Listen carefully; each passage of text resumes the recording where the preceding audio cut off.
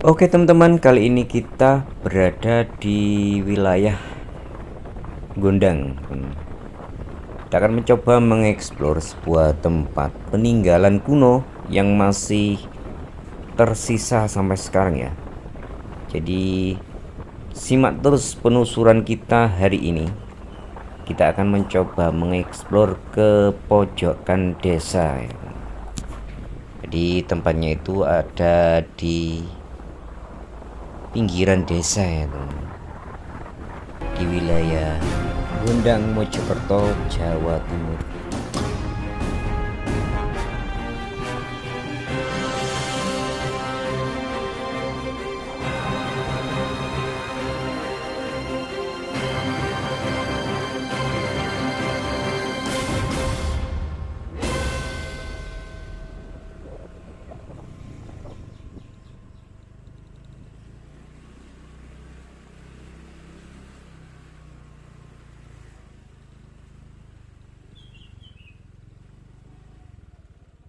Pemirsa, kali ini kita terus menelusuri jejak-jejak peninggalan leluhur kita. Jadi sangat disayangkan ya, kebesaran kerajaan Majapahit di masa lalu, terutama berhasil menguasai Nusantara, ternyata tidak hanya dalam aspek politik saja, dalam aspek falsafah, Bhinneka Tunggal Ika, Tanhana Dharma Marwa, dalam aspek kemajemukan, pluralitas dan toleransi, serta kemakmuran keadilan, ternyata tiada duanya kerajaan Majapahit ini jika dibandingkan dengan negara-negara kuno yang ada di Nusantara ini ya. Jadi prestasi yang sangat membanggakan ini, sayang generasi muda saat ini juga kurang memahami tentang sejarah kebesaran kerajaan Majapahit. Sebelum kerajaan Majapahit berdiri, memang diawali dengan kerajaan Singosari. Sebelum kerajaan Singosari berdiri, diawali dengan kerajaan Kadiri. Sebelum kerajaan Kadiri, diawali dengan kerajaan Kahuripan. Sebelum Kahuripan berdiri kerajaan Medang di Jawa Timur ini. Kerajaan Medang atau dinasti Isana ini merupakan kelanjutan dari dinasti Sailendra Jawa Tengah ya. Dan dinasti Sailendra berdiri dan munculnya tidak terlepas dari pengaruh kerajaan Sriwijaya. Kerajaan Sriwijaya pun sangat besar di abad ke-7, bahkan menjadi nomor 3 dari 3 negara adidaya di dunia pada waktu itu. Bani Umayyad di barat, dinasti Tang di timur, dan Sriwijaya di Asia Tenggara. Ternyata kemudian sebelum Sriwijaya juga muncul pada abad ke-1 di lembah Sungai Mekong, kerajaan Funan. Ini merupakan cikal bakal kerajaan terbesar Melayu kuno di Asia Tenggara, yang kemudian memunculkan Sriwijaya, Sailendra, dan kerajaan-kerajaan berikutnya. Kemudian Jawa Timur, selain kemudian Empu Sendok memantapkan diri pada kerajaan yang ada di Jawa Timur ini, mendirikan sebuah kerajaan Makadatuang I Watugalo Jombang ya, Makadatuang I Tambelang Jombang, dan Makadatuang I Watan. Ini diduga sudah berada di Madiun ya. Artinya lembah Sungai Berantas ini telah memainkan penting ya dalam perdagangan internasional dan global. Sungai Berantas yang bermuara di Surabaya atau Ujung Galuh pada waktu itu menyatukan para pedagang internasional. Baik itu pusat perdagangan rempah-rempah di Maluku maupun pusat perdagangan rempah-rempah di Malaka. Dari Maluku ke Malaka disatukan di Jawa Timur. Inilah kemudian Jawa Timur muncul menjadi sebuah peradaban yang sangat kaya raya. Dimana kemudian dalam perjalanannya kemudian Singosari yang ada di lereng Gunung Kawi saat ini, kemudian di lereng timur Gunung Arjuno, ini telah kemudian memainkan peranan penting dalam visi misi untuk menyatukan Nusantara. Raja Wisnuwardana memantapkan ya, raja-raja sudah menyebar ke seluruh Jawa Tengah, Jawa Timur, termasuk sebagian di Kalimantan, termasuk ke Pulau Bali ya. Kemudian Raja Kertanegara juga seperti itu, memiliki visi untuk ekspedisi Pamalayu tahun 1275. Sehingga dari raja-raja Singosari yang pertama memang didirikan oleh Ken Arok setelah kemudian menggulingkan Raja Kertajaya Kadiri. Sehingga kemudian Ken Arok yang didukung para Brahmana ini berhasil mengalahkan Kertajaya di Ganter dalam pertempuran Ganter tahun 1222. Ken Arok sendiri menjadi Raja Singosari antara tahun 1222 sampai 1227. Digantikan putranya yaitu Anusapati memerintah Singosari dari tahun 1227 sampai 1248. Masa transisi Mapanjito Jaya hanya beberapa bulan memerintah Singosari di tahun 1248. Kemudian digantikan oleh Raja Wisnuwardana tahun 1248 sampai 1268 bersama Narasingah Murti yang merupakan kakek dari Dyawijaya pendiri kerajaan Majapahit. Setelah kemudian Raja Wisnuwardana mangkat digantikan oleh putranya Raja Kertanegara, raja terbesar Singosari, memiliki visi misi menyatukan Nusantara dalam ekspedisi Pamalayu sehingga yang memerintah Singosari antara tahun 1268 sampai 1292. Siapa sangka di belakang kita ini ya. Jadi kita akan sowan terlebih dahulu.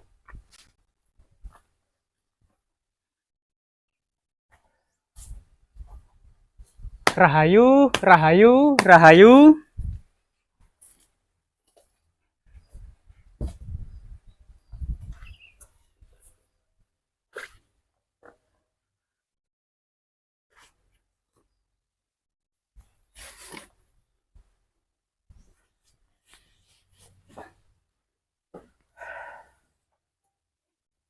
Rahayu, rahayu, rahayu.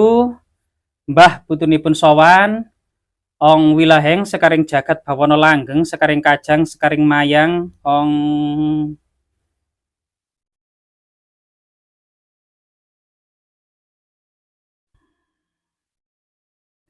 iya, pemirsa, di lokasi yang punden, yang sangat keramat ini, di bawah pohon asem ini, ternyata banyak tinggalan artefaktual, ekofak maupun fitur yang sangat-sangat penting.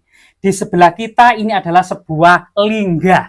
Lingga sendiri merupakan wujud dari simbol Dewa Siwa ya, yang bentuknya bagian bawah adalah segi empat, yang bernama Brahma Baga, bagian tengah berbentuk segi delapan, yang bernama Wisnu Baga, dan bagian atas berbentuk silindris, yang merupakan lambang dari penglihatan 1000 mata Dewa Siwa, atau yang disebut dengan Siwa Baga. Jadi 184 ini adalah sebuah wujud dari sebuah benda magis dan sakral, perwujudan dari Dewa Siwa yang biasanya ditancapkan dalam sebuah yoni ya, lubang yoni.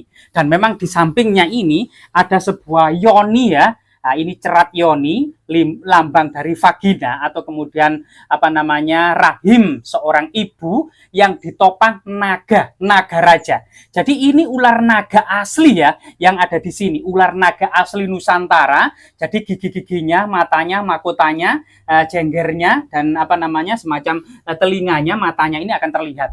Bahwasanya kenapa naga ini harus menopang cerat yoni dan lingga sebagai perwujudan Dewa Siwa dan Parwati, sebagai juga lambang kesuburan yang artinya regenerasi, alam semesta terus berproses ya, reproduksi berproses dan kemudian berkembang biak. Dan ini ditopang oleh naga karena dalam filosofinya naga Ananta yang merupakan semacam reinkarnasi, semacam Dewa Wisnu ya, penjelmaan Dewa Wisnu. Ini menjadi naga raksasa, naga Antana Basuki, ini menopang alam semesta di atas mahkotanya. Sehingga naga ini menjadi simbol gitu ya, ekstensi dari sebuah alam semesta.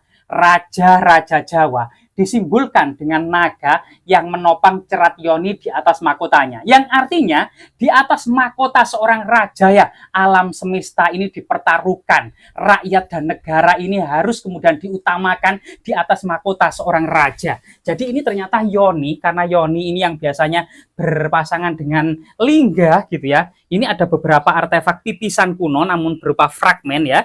Jadi ada 3 fragmentaris pipisan kuno yang dahulu pipisan-pipisan ini berbentuk memanjang dengan cekungan yang ada di tengah. Ini untuk menghaluskan biji-bijian, rempah-rempah atau dedaunan ya untuk keperluan sehari-hari pada masa kuno. Dan pipisan ini juga pipisan, dan ini yang menandakan bahwasanya ini adalah yoni ada sebuah lubang kotak untuk menancapkan lingga bagian dari kotak, yaitu Brahma Baga. Dan ini sesuatu yang sangat magis dan sakral pada masa peradaban kuno Hindu-Buddha. Di sampingnya juga ada fragmen batu candi, termasuk kemudian adanya semacam manggis ya. Ada batu manggis ini ada fragmen, ini dahulu mungkin ada gantelannya untuk kemudian mengikat tali di atasnya sebagai bandul, yaitu semacam timbel atau pemberat atau timbangan ya pada masa peradaban kuno. Yang sangat luar biasa di sini ada semacam fragmen Garuda ya. Jadi Garuda di sini. Jadi Garuda yang ada di sini ini juga lambang pembebasan, sifatnya juga Wisnu gitu ya. Ada ini sayapnya ya, ini tubuhnya, ini apa namanya paruhnya akan terlihat bahwasanya ini adalah simbol Garuda. Dalam suatu ketika ada diceritakan gitu ya. Garuda ini merupakan putra dari apa namanya Witanah, sedangkan Kadru ini memiliki 1000 putra yaitu ular naga. Pada suatu ketika karena Witanah ini kalah taruhan dengan Kadru, harus kemudian diperbudak oleh 1000 ekor naga. Sehingga kemudian sang anak yaitu Garuda ini sangat sedih ketika ibunya itu diperbudak oleh ribuan ular naga. Sehingga kemudian untuk membebaskan itu para naga meminta air amerta yang jika siapa saja meminumnya akan hidup abadi. Inilah kemudian Garuda datang ke Kayangan mengobrak-abrik Kayangan melawan seluruh para dewa sehingga kemudian dewa-dewa hampir kalah. Namun berkat bujukan dan rayuan dari dewa Wisnu sehingga Garuda mendapatkan air amerta, tapi dengan syarat Garuda nanti akan menjadi wahana atau tunggangan Dewa Wisnu. Akhirnya kemudian Garuda membawa guci amerta untuk diserahkan para naga, hendak meminum para naga air amerta ini, ternyata kemudian satu tetes jatuh di atas rumput ilalang dan kemudian guci amerta langsung direbut oleh Dewa Wisnu secepat kilat dan Garuda sudah berhasil memboyong ibunya dari perbudakan para naga sehingga kemudian para naga ini berebut satu tetes sehingga kemudian terkena tajamnya pinggiran rumput ilalang, lidah-lidah para naga ini menjadi sobek menjadi dua. Inilah ceritanya bahwasanya kisah Garuda dalam era pembebasan dari perbudakan, dari penjajahan. Ini memiliki korelasi terkait dengan burung Garuda sebagai simbol dari Negara Kesatuan Republik Indonesia. Bahwanya Garuda mampu membebaskan ibunya, yaitu Ibu Pertiwi, dari perbudakan para penjajah, dari perbudakan para naga. Sehingga kemudian korelasi dalam hal kemudian yoni dan lingga yang ada di Punden Keramat ini masih di lereng Gunung Welirang di Kecamatan Gondang, Kabupaten Mojokerto, Jawa Timur.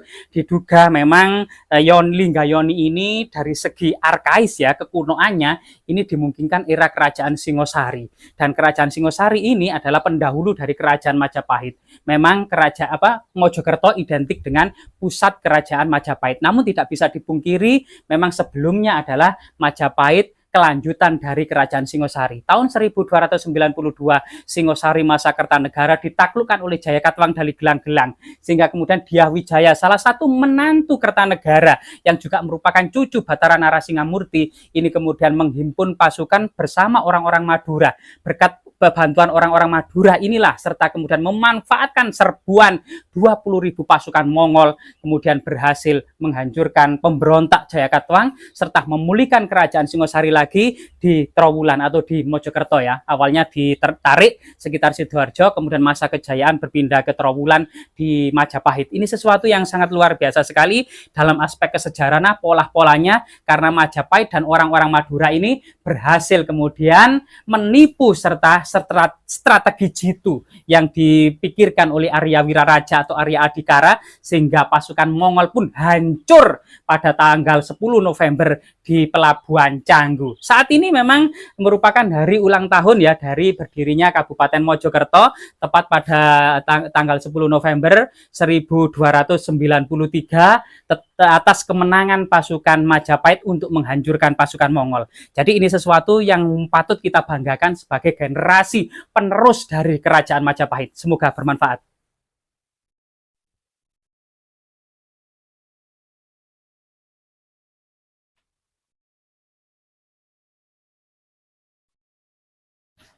Miring, Bang.